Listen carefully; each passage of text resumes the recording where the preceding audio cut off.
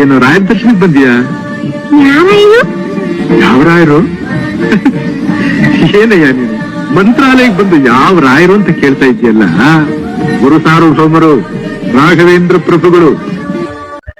ನಮಸ್ಕಾರ ಗೆಳೆಯರೇ, ನಮಸ್ಕಾರ. ನಾನು ಸುರೇಲ್. ನೀವು ನೋಡುತ್ತಿರುವುದು ನಂಜನಗೂಡು ನಮ್ಮೂರು ಯೂಟ್ಯೂಬ್ ಚಾನೆಲ್. ಇವತ್ತು ರೈಲಿನ ಮೂಲಕ ನಂಜನಗೂಡು ಮಂತ್ರಾಲಯಕ್ಕೆ ಹೇಗೆ ಹೋಗುವುದು ತಿಳಿಸುತ್ತೇನೆ. ಹಾಗೆ ಅಲ್ಲಿ ದೇವಸ್ಥಾನದ ರೂಮ್ ಹೇಗೆ ಬುಕ್ ಮಾಡುವುದು, ಅಲ್ಲಿ ಯಾವ ಪ್ಲೇಸ್ ನೋಡಬೇಕು ಎಂದು ಕ್ಲಿಯರ್ ಆಗಿ ತಿಳಿಸುತ್ತೇನೆ. ದಯವಿಟ್ಟು ಸ್ಕಿಪ್ ಮಾಡದೆ ವಿಡಿಯೋನ ಕೊನೆ ತನಕ ನೋಡಿ. ಹಾಗೆ ನಮ್ಮ ಚಾನೆಲ್ ನ ಸಬ್ಸ್ಕ್ರೈಬ್ ಮಾಡಿ ಪ್ರೋತ್ಸಾಹಿಸಿ. ಬನ್ನಿ ಗೆಳೆಯರೆ.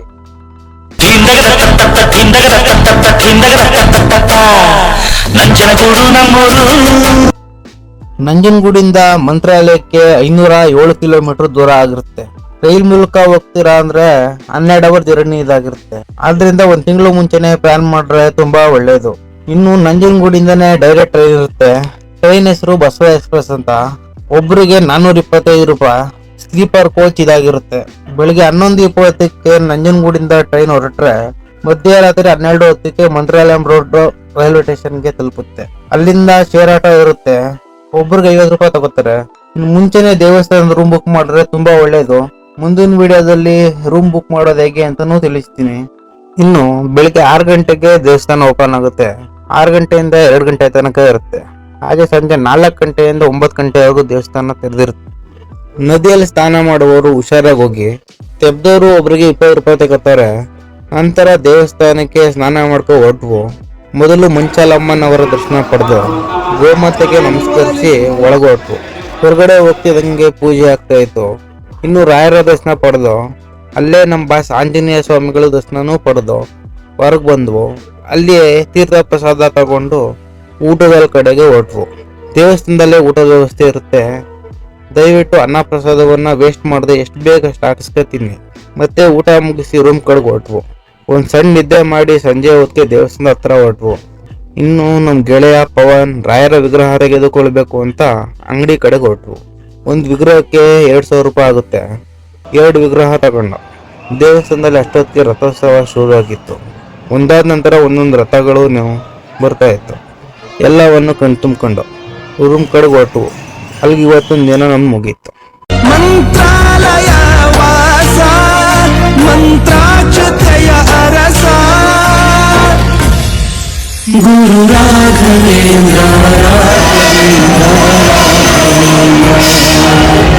ಗುರು ರಾಘವೇಂದ್ರ ರಾಘವೇಂದ್ರ ರಾಘವೇಂದ್ರ.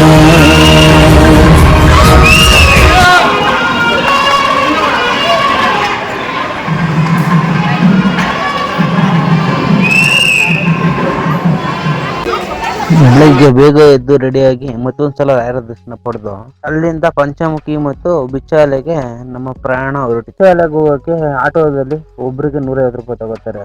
4 ಪ್ಲೇಸ್ ತೋರಿಸ್ತಾರೆ. ಮೊದಲಿಗೆ ಅಭಯ ಆಂಜನೇಯ ಸ್ವಾಮಿ ದೇವಸ್ಥಾನಕ್ಕೆ ಕರೆದುಕೊಂಡು ಹೋಗ್ತಾರೆ. ಅಲ್ಲಿ 10 ನಿಮಿಷ ಸಮಯ ಕೊಡ್ತಾರೆ. ಅಲ್ಲಿಂದ ದರ್ಶನ ಮುಗಿಸಿ ನಾವು ಹೊರಟಿದ್ದು ಪಂಚಮುಖಿ ಆಂಜನೇಯ ಸ್ವಾಮಿ ದೇವಸ್ಥಾನ ಕಡೆಗೆ. ರಾಯಚೂರು ಜಿಲ್ಲೆಯ ಗಾಣದಾಡು ಎಂಬ ಗ್ರಾಮಕ್ಕೆ ಸೇರಿದ ಪಂಚಮುಖಿ ಆಂಜನೇಯ ದೇವಸ್ಥಾನಕ್ಕೆ ಮಂತ್ರಾಲಯದಿಂದ 21 ಕಿಲೋಮೀಟರ್ ದೂರವಿದ್ದು ಪ್ರಮುಖ ಕ್ಷೇತ್ರವಾಗಿದೆ. ಇಲ್ಲಿನ ಹನುಮಂತ ದೇವರು ಕಠಿಣ ತಪಸ್ಸು ಮಾಡಿದ್ದಾರೆಂದು ನಂಬಲಾಗಿದೆ. ಈ ರೂಪವು ಅತ್ಯಂತ ಶಕ್ತಿಶಾಲಿ. ಹಾಗೆ ಭಕ್ತರ ಸಂಕಷ್ಟಗಳನ್ನು ಪರಿಹಾರ ಮಾಡುತ್ತಾರೆ ಎಂದು ನಂಬಲಾಗಿದೆ. ಪಂಚಮುಖಿ ಹೆಸರಿನಲ್ಲೇ ಹೇಳಿದಂತೆ ಹನುಮಂತ ದೇವರು 5 ಮುಖಗಳು ಹೊಂದಿದ್ದಾರೆ. ಅದರಲ್ಲಿ ಹನುಮಾನ್, ವರಾಹ, ನರಸಿಂಹ, ಗರುಡ, ಹಯಗ್ರೀವ ರೂಪದಲ್ಲಿ ನೋಡ ಸಿಗುತ್ತಾರೆ. ರಾಮ ರಾವಣರ ಯುದ್ಧದ ಸಮಯದಲ್ಲಿ ರಾವಣ ಕಡೆಯ ಮಹಿ ರಾವಣನನ್ನು ಸಂಹರಿಸಲು ಈ ರೂಪವನ್ನು ಧರಿಸಿದರು ಎಂದು ಪುರಾಣ ಹೇಳುತ್ತದೆ.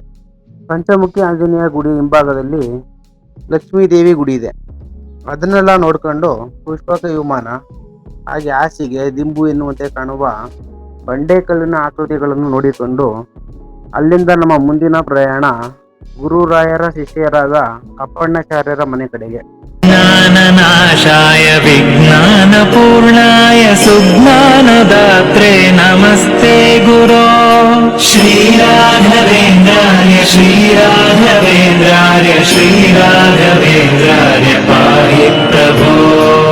ಅಪ್ಪಣ್ಣಾಚಾರ್ಯರ ಮನೆಯಲ್ಲಿ ರಾಯರು ಬಳಸುತ್ತಿದ್ದ ದಿನನಿತ್ಯದ ಪೂಜಾ ಸಾಮಗ್ರಿಗಳು ಮತ್ತೆ ಅವರು ಬಳಸುತ್ತಿದ್ದ ಅನೇಕ ವಸ್ತುಗಳನ್ನು ನೋಡಿಕೊಂಡು ನಾವು ಹೊರಟಿದ್ದು ತುಂಗಾ ನದಿ ದಡದ ಮೇಲಿರುವ ಬಿಚ್ಚಾಲಮ್ಮನ ದೇವಾಲಯ. ಈ ದೇವಾಲಯವನ್ನು ಬಾಳೆಹಣ್ಣು ಮತ್ತು ಬೆಲ್ಲದಿಂದ ಕಟ್ಟಿರುತ್ತಾರೆ. ಈ ದೇವಸ್ಥಾನ ಕಟ್ಟೋದಕ್ಕೆ ಉಪಯೋಗಿಸಿರುವುದು ಕೇವಲ ಬಾಳೆಹಣ್ಣು, ಬೆಲ್ಲ ಮಾತ್ರ. ಬಿಚ್ಚಾಲೆಯು ರಾಯಚೂರು ತಾಲೂಕಿನ ಪವಿತ್ರ ಸ್ಥಳವಾಗಿದ್ದು ಮಂತ್ರಾಲಯದಿಂದ ಸುಮಾರು 20 ಕಿಲೋಮೀಟರ್ ದೂರದಲ್ಲಿದೆ. ಈ ಸ್ಥಳವನ್ನು ಭಿಕ್ಷಾಲೆ ಅಂತಾನೂ ಕರೀತಾರೆ. ಭಿಕ್ಷಾಲೆ ಅಂದ್ರೆ ಭಿಕ್ಷೆಯಿಂದ ಬಂದ ಅಕ್ಕಿ ಬೇಳೆಯನ್ನ ತಂದು ಒಂದು ಬಟ್ಟೆಯಲ್ಲಿ ಕಟ್ಟಿ ಜಪದ ಕಟ್ಟೆ ಇದೆ ಅಲ್ಲಿ ಅರಳಿ ಮರಕ್ಕೆ ಕಟ್ಟುತ್ತಿದ್ರು.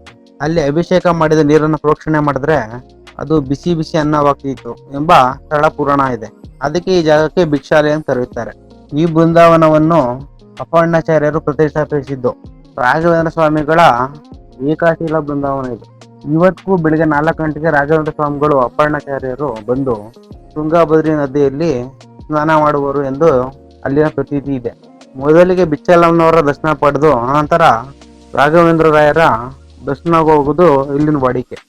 ಆನಂದ ರೂಪಾಯ ನಂದಾತ್ಮಜ ಶ್ರೀಪದಾಂಬೋಜ ಭಜೆ ನಮಸ್ತೆ ಗುರೋ ಶ್ರೀರಾಘವೇಂದ್ರಾರ್ಯ ಶ್ರೀರಾಘವೇಂದ್ರಾರ್ಯ ಶ್ರೀರಾಘವೇಂದ್ರಾರ್ಯ ಪಾಹಿ ಪ್ರಭೋ.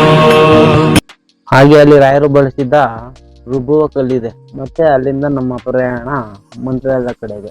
ಇಲ್ಲಿಗೆ ನಮ್ಮ ಲೋಕಲ್ ಟ್ರಿಪ್ ಮುಗಿತು. ವಂದನೆಗಳು. ಮುಂದಿನ ವಿಡಿಯೋದಲ್ಲಿ ಸಿಗೋಣ.